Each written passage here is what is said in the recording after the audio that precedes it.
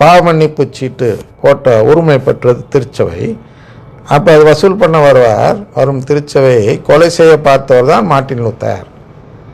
அதை இப்போ இந்த 4 விதமான அடிமைகளில் எந்த அடிமையை அவர் கொடுக்க முடியும் என்றால் இந்த 4ஐயும் கொடுக்க இயலாது. அப்போ யாருக்கு கொடுப்பார் என்றால் அடுத்து கேட்குறேன், அப்படி என்றால் எந்த அடிமையை தான் நீங்கள் தத்தெடுப்பீர்கள் என்று கேட்கிறார். அதற்கு அவர் என்ன பதில் சொல்கிறார் பாருங்கள். இதுவரை கூறப்பட்ட அடிமைகள் எல்லாம் எந்த வகையை சேர்ந்தவர்கள் என்றால், என்னுடைய சொத்து அவர்களுக்கு வேண்டாம் என்று கூறுவதுதான் அது போன்ற எஜமானன் துரோகம் செயல் ஆகும். எப்படின்னா, என்னுடைய சொத்து அவர்களுக்கு வேண்டாம் என்று கூறுவதுதான் அது போன்ற எஜமான் துரோகம், தேவ துரோகம் செயலாகும்.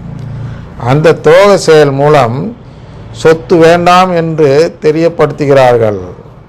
அடுத்து வரக்கூடிய அடிமைதான் எனக்கு ஏற்புடைய வகையினர். இதுவரை நாம் பார்த்தெல்லாம் எல்லாம் துரோகம், எஜமானனுக்கு துரோகம், கடவுளுக்கு துரோகம் செய்து வேண்டாம் என்று சொல்லக்கூடியவர்களை பார்த்தோம். சரியா? இப்போ வரக்கூடிய அடிமையை இனி சொல்ல போகிறார்.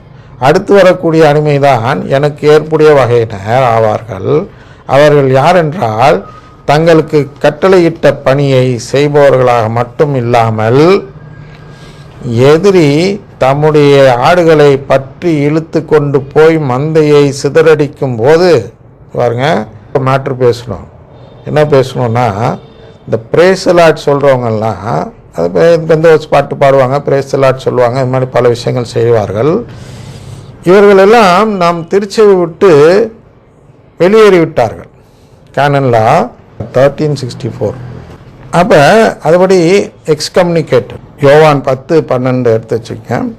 அப்போ தம்முடைய ஆடுகளை பற்றி இழுத்து கொண்டு போய் மந்தையை சிதறடிக்கும் போது நல்ல ஆயனாக செயல்பட்டு இந்த ஆடுகளுக்காக தன் உயிரையே கொடுக்க தயாராக இருப்பவர் மட்டுமல்லாமல் அந்த எதிரியையே எனக்காக கொலை செய்யவும் தயாராக இருக்கும் அடிமை. பாருங்க, கொஞ்சம் நீளமான சென்டென்ஸு சொல்கிறேன். எதிரியை கொலை செய்ய, இப்போ நான் சொன்னேன் மகனை கொலை செய்ய என்றால் திருச்சபையை கொலை செய்தல். அப்போ எதிரியை கொலை செய்தல்னா அவங்களுடைய போதனையை கொலை செய்தல். எதிரியை அப்படின்னா அந்த இடத்துல நம்ம நற்கருணை ஆண்டவருக்கு எதிராக பேசக்கூடியவர்களுக்கு நாம் விளக்கம் தந்து அவர்களை மாற்றி நற்கருணை ஏற்றுக்கொள்ள வைத்தால் நாம் எதிரியை கொன்றுவிட்டோம். உறவாடி பகையை கெடு அப்படின்னு சொல்லி ஒரு பழமொழி இருக்கிறது அல்லவா? அதுபோன்றுதான் கிட்டத்தட்ட இந்த இடம். இங்கே கொலை என்றால் என்ன என்றால், அவர்களுடைய கோட்பாடுகளை நாம் எப்படி கொலை செய்ய வேண்டும் என்றால் புரிதல் உருவாக்க வேண்டும். அப்போ இந்த சிதறடிக்கப்பட்ட ஆடுகளுக்கு நாம் புரிதல் கொண்டு வர வேண்டும். அதான் நல்ல ஆயனுடைய கடமை. நாம் ஒரு நல்ல ஆயனாக செயல்பட்டால் என்ன செய்கிறோம் என்றால், நாம் கடவுளிடத்தில் நமக்கு அன்பு இருக்கிறது என்பதை வெளிப்படுத்துகிறோம்.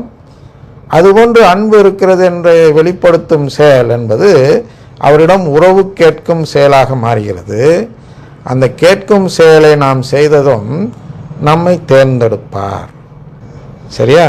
அதனால் அதை இந்த சிதறடிப்பது எல்லாம் யோவானில் டைம் கொடுத்தா அதை வாசிச்சுட்டு போவோம். யோவான் 10:12 வாசிப்போம். கூலிக்கு மேய்ப்பவர் ஓனாய் வருவதைக் கண்டு ஆடுகளை விட்டு விட்டு ஓடிப்போவர். பாருங்க, கூலிக்கு மேய்ப்பவர். இப்போ நம்ம அடிமை ஓமையில் தான் பார்த்து கொண்டு இருக்கிறோம். அப்போ 2 விதமான அடிமை இருக்கிறார். ஒன்று கூலி அப்படின்னா என்னன்னா, கடமையே, அதாவது நான் அடிமை ஆயிட்டேன், இன்னும் எனக்கு வேறு வழி இல்லை அப்படின்னு கடமைக்காக ஆடுகளை மேய்க்கிறார் ஒருத்தர். இன்னொருத்தர் எஜமானனுக்காக இந்த ஆடுகளுக்கு மூலமாக நஷ்டம் வந்துவிடக்கூடாது என்ற அந்த பொறுப்புணர்வோடு மந்தையை மேய்ப்பவர். அப்போ இந்த பொறுப்புணர்வு இல்லாமல் மேய்ப்பவர் தான் கூலிக்கு மேய்ப்பவர். அப்படி பார்க்க வேண்டும். கூலிக்கு மேய்ப்பவர் ஓனாய் வருவதை கண்டு ஆடுகளை விட்டு விட்டு ஓடி போவார். ஏனெனில் அவர் 1000 அல்ல, ஆடுகள் அவருக்கு சொந்தமும் அல்ல. அதான் சொந்த ஆளாக அவரை பார்க்கல. ஏதோ கடவுளுடைய பிரச்சனை தானே, இது நமக்குள்ள பிரச்சனை இல்லை என்று யார் நினைக்கிறார்களோ ஆயர்களில், அதாவது குருமார்களுக்கிடையே அதுபோன்று டீல் பண்ணக்கூடியவர்கள். அதாவது அந்த கடைசி திருச்சபை சட்டத்தை எடுத்தால் அது என்ன சொல்லியிருக்கணும், பிரதான முக்கியம் என்பது அந்த ஆன்மாக்களின் மீட்பு என்று சொல்லப்பட்டிருக்கும் அல்லவா. அதை நோக்கமாக கொண்டு செயல்படாத குருக்கள் அநேகர் இருக்கிறார்கள். இவர்கள் என்ன செய்வார்கள் என்றால், எந்த ஆபத்து வந்தால் நமக்கு என்னையா, நமக்கு பொழப்பு வந்தால் போதும்னு நினச்சிக்கிட்டு ஏதோ ஒரு பிரசங்கத்தை வச்சு ஓட்டிட்டு போயிடுவாங்க. அவங்க தான் என்ன பண்ணுவாங்கன்னா, பிரேசலாக சொன்னால் என்ன தப்பு, அது செஞ்சால் என்ன தப்பு, இது செஞ்சால் என்ன தப்பு, ராடிக்கல் தாட்டு தான் நல்லது அப்படின்னு சொல்லி ஆடுகளுக்கு ஆபத்தில் முடிகிறதா இல்லையா என்றெல்லாம் கவலைப்படாமல், அதான் மீட்பு கிடைக்காத நிலை வந்துவிடுமோ என்றெல்லாம் கவலைப்படாமல், எதையாவது செஞ்சுட்டு போ, அது சட்டப்படி இருந்தால் சரி, எனக்கு பகை இல்லை, எனக்கு பிரச்சனை இல்லாமல் வந்தால் சரி அப்படின்னு இருக்கக்கூடிய குருக்களும் இருக்கிறார்கள். இல்லை ஒவ்வொருவரும் மீட்பு பெற வேண்டும் என்ற ஆவலில் அந்த என்னென்னலாம் அவர்களுக்கு சொல்லிக் கொடுக்க வேண்டுமோ அதையெல்லாம் சிரத்தை எடுத்து சொல்லிக் கொடுக்கக்கூடிய குருக்களும் இருக்கிறார்கள். அந்த மாதிரி அது பொதுநிலையினருக்கும் அது போன்ற கடமை இருக்கிறது.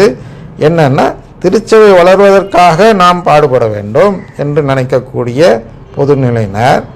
இன்னொரு குரூப் என்னன்னா, இந்த இதுக்கெல்லாம் போக வேண்டியிருக்கு, ஞானஸ்தானம், புது நன்மை, கல்யாணம், இதுக்கெல்லாம் போய் ஃபாதர்கிட்ட போக வேண்டியிருக்கு, அதுக்காக அந்த ஞாயிற்றுலாம் சும்மா தலையை மட்டும் காட்டுவோம் அப்படின்னு நினைக்கக்கூடிய பொதுநிலையினர். இவர்கள்லாம் யாருன்னா, கூலிக்காக மேய்ப்பவர்கள், கூலிக்காக பணி செய்பவர்கள்.